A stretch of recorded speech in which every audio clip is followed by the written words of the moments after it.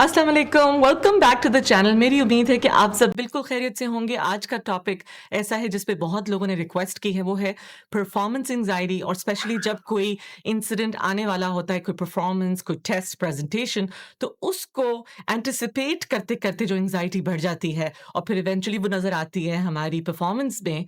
तो उसके लिए हम क्या कर सकते हैं? तो आज मैंने आपके लिए इसको ब्रेक डाउन किया है 5 एक्शनेबल स्टेप्स के थ्रू। सो होपफुली आपको हेल्प करेगा। सो हम नंबर 1 इज़ कि हमें ये रिकॉग्नाइज़ करना है कि क्या है। रिकॉग्नाइज़ करना है कि ये परफॉर्मेंस एंग्जायटी होती क्यों है और ये नॉर्मल रिस्पॉन्स है हमारी बॉडी का। तो यहाँ पे आपने देखा कि क्लॉक बनी हुई है कि हमारी हमारी बॉडी का एक नॉर्मल अलार्म सिस्टम होता है। और ये सिस्टम क्या होता है कि हमें नर्वस सिस्टम थोड़ा-सा गियर अप करता है, रेडी करता है, ताकि हम जो आने वाली प्रेज़ेंटेशन है उसके लिए तैयार हो सकें। तो अगर हमें कोई एंग्ज़ायटी महसूस हो रही है, तो बहुत नॉर्मल बात है। इसमें कोई बहुत इसको हवा बनाने की ज़रूरत नहीं है, इससे घबराने की ज़रूरत नहीं है। ये एक अलार्म सिस्टम है जो थोड़ा-सा ज़्यादा ओवर प्रिपेयर कर रहा होता है हमें।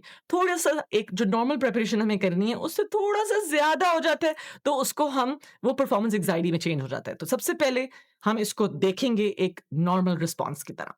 नंबर 2, हम कुछ ग्राउंडिंग स्किल्स सीखेंगे, क्योंकि जब तक हमारी बॉडी और नर्वस सिस्टम काम नहीं होगा, तो हम परफॉर्म नहीं कर पाएँगे। तो कुछ तो बहुत बेसिक टूल्स हैं, कुछ पुरानी वीडियोज़ में मैं डिस्कस कर चुकी हूँ।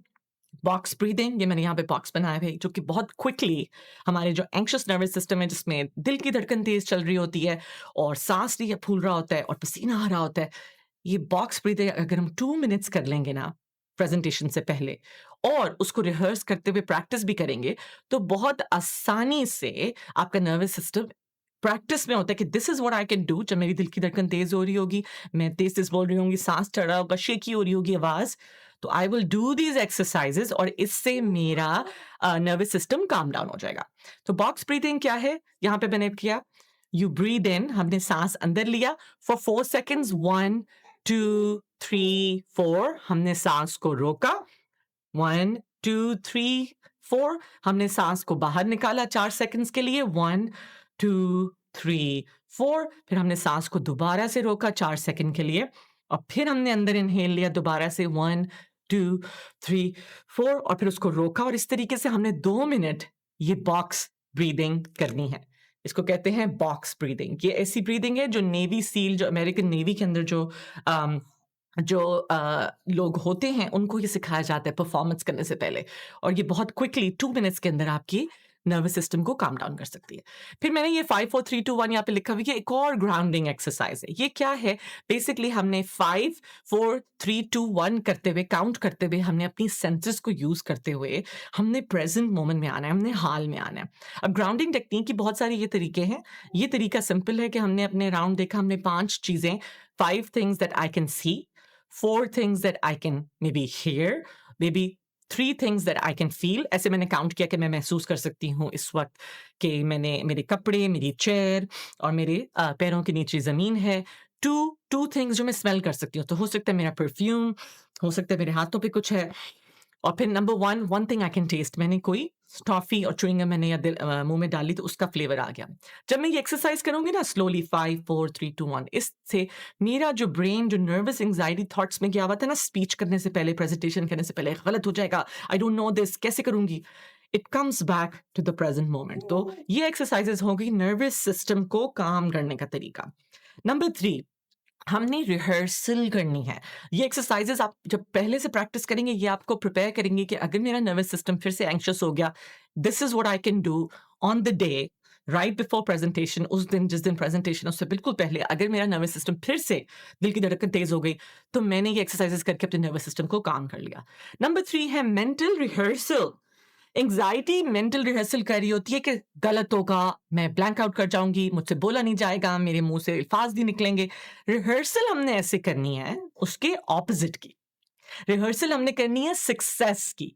सो आपने जब प्रेजेंटेशन आने वाली है, उससे आपने डेली 5 मिनट के लिए आपने अपनी आंखें बंद करती हैं और आपने विजुलाइज करना है सक्सेस, कि मैं स्टेज पे गया, मैं स्टेज पे गई, मैंने बहुत अच्छी परफ़ॉर्मेंस की, मैंने एक-एक पॉइंट बेहतरीन तरीके से बताया और लोगों ने उसको बहुत एक्नॉलेज किया और लोगों ने तालियाँ बजाईं या जो भी आपके लिए सक्सेसफुल होगा उसका आउटकम। और ये आपने 5 मिनट मेंटल रिहर्सल करनी है। अच्छा, फिज़िकल रिहर्सल कैसे करनी है? आपने शीशे के सामने डेली प्रैक्टिस करना है सबसे पहले, जो आपने कहना था, जो आपने परफ़ॉर्म करना है। उसको आहिस्ता-आहिस्ता फिर आपने एक्सपैंड करना है। तो एक तो रिहर्सल में आ गया मेंटल रिहर्सल है ऑफ बीइंग सक्सेसफुल और फिर एक्चुअल रिहर्सल आपने करनी है इन फ्रंट ऑफ द मिरर शीशे के सामने, फिर किसी एक बंदे के सामने, वो आपकी अम्मी हो सकती हैं, आपके अब्बू हो सकते हैं, आपके बहन-भाई हो सकते हैं, आपके दोस्त हो सकते हैं और फिर उसको एक्सपैंड करना है आपने लेट्स से 2 से 3 लोगों के सामने। और इस तरीके से ये रिहर्सल जितनी दफ़ा आप रिपीट करेंगे, ये इंटरव्यू हो सकता है, प्रेज़ेंटेशन हो सकती है, पहले मिरर के सामने, फिर किसी एक इंसान के सामने, फिर उसको एक्सपैंड करेंगे 2 से 3 लोगों के सामने। इस तरीके से वो रिहर्सल आपने जो बोलना है, वो एक्सपैंड होता जाएगा और आपके ब्रेन को आदत होती जाएगी ऑफ डूइंग वेल और मेंटल रिहर्सल है सक्सेस की। हो गया? ये तो थी कुछ एक्शनेबल स्टेप्स। अब जो है ना, अब कोर पार्ट आ जाए तो जो मेंटल स्टेप है, ये बहुत-बहुत ये सबसे इम्पोर्टेंट स्टेप है।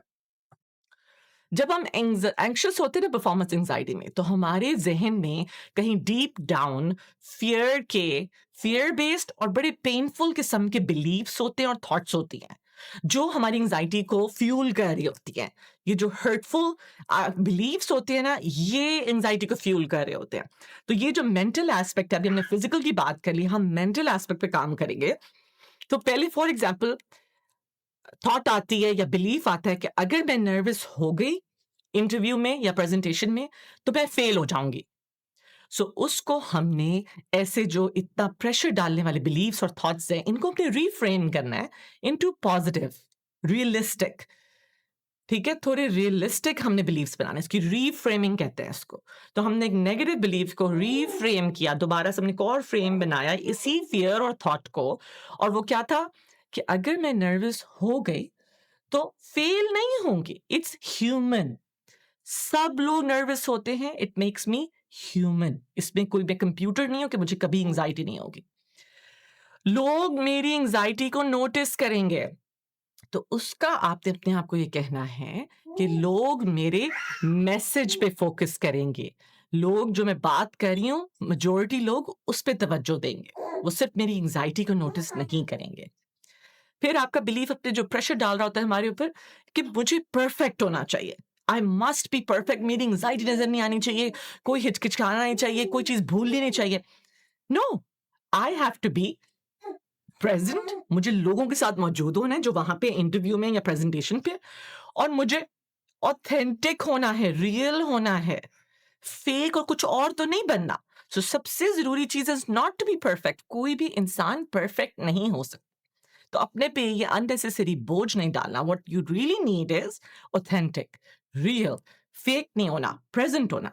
फिर ये कि मैं मिस्टेक अगर होगी तो सब रूइन हो जाएगा। अगेन ये इतना प्रेशर, सब कुछ नो, अगर मैंने मिस्टेक की I can recover, I can recover gracefully.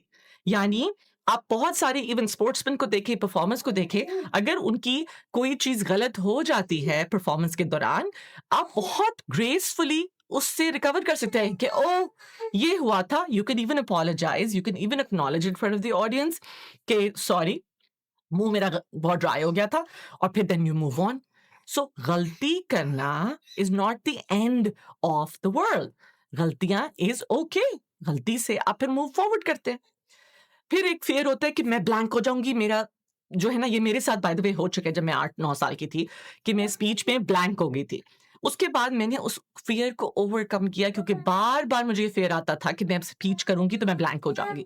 सो उसकी रीफ्रेमिंग ये है कि इफ आई गो ब्लैंक, मैं पॉज करूंगी, मैं लंबा सांस लूंगी, और पॉज और ब्रीथ करने के बाद आई विल कम बैक। और हमेशा ये अपने आप को याद रहना कि जब हम स्पीच और परफॉर्मेंस में जब पॉज करते हैं, वो पॉज हमें ज्यादा लंबा लगता है, ऑडियंस को नहीं लग रहा होता। सो पॉज कर लेने से, लंबा सांस ले लेने से, जो ब्रेन फ्रीज में चला गया था, वो चीजें वापस आ जाती हैं। और हमेशा आपने याद दिलाना कि मेरे पास नोट्स तो होंगे सामने, तो मुझे सिर्फ क्या करना है, ब्रीथ करना है, लंबा सांस लेना है, अपने आप को याद दिलाना है कि ये पॉज मुझे लंबा लग रहा है, ऑडियंस को लंबा नहीं लग रहा, और मेरे नोट्स मेरे सामने हैं, I can get back to it. And then होता है कि बाकी लोग शायद मेरे से बेहतर हैं, इसको हम कैसे रिफ्रेम करेंगे? मुझे बाकियों से बेहतर नहीं होना। माय मैसेज इज यूनिक, मेरा मैसेज यूनिक होगा, स्पेशल होगा, और मेरा पर्सपेक्टिव कोई और दे ही नहीं सकता। और अगर वो देगा तो फिर भी मैं हीरा हूं, मेरा पर्सपेक्टिव फिर भी फर्क होगा, बेशक वो मेरे सर्कमस्टेंसेस भी उनके जैसे हैं। सो मुझे किसी से बेहतर नहीं होना, मुझे अपना यूनिक पर्सपेक्टिव लेकर आना है। तो ये रीफ्रेमिंग करना बहुत ज़रूरी है, क्योंकि वो मेंटल आइडियाज़ और बिलीव्स हैं जो ज़्यादा ड्राइव करता है एंग्जायटी को। और बाकी फिज़िकल चीज़ों पे आपने कैसे प्रैक्टिस करनी है, वो भी मैंने आपसे शेयर कर लिया। So I hope this will be helpful for you, और इसके बाद अगर आपकी प्रेज़ेंटेशन बहुत अच्छी होती है, तो आपने मुझे कमेंट्स में आके ज़रूर बताना है। अपना बहुत सारा ख़्याल रखिए, अपने प्यारों से इसको शेयर कर दीजिए, और अगर आपने अभी तक चैनल को सब्सक्राइब नहीं किया, तो प्लीज़ वो भी ज़रूर कर दीजिए। मैं इंशाल्लाह आपको अगली वीडियो में मिलूँगी। अल्लाह हाफ़िज़।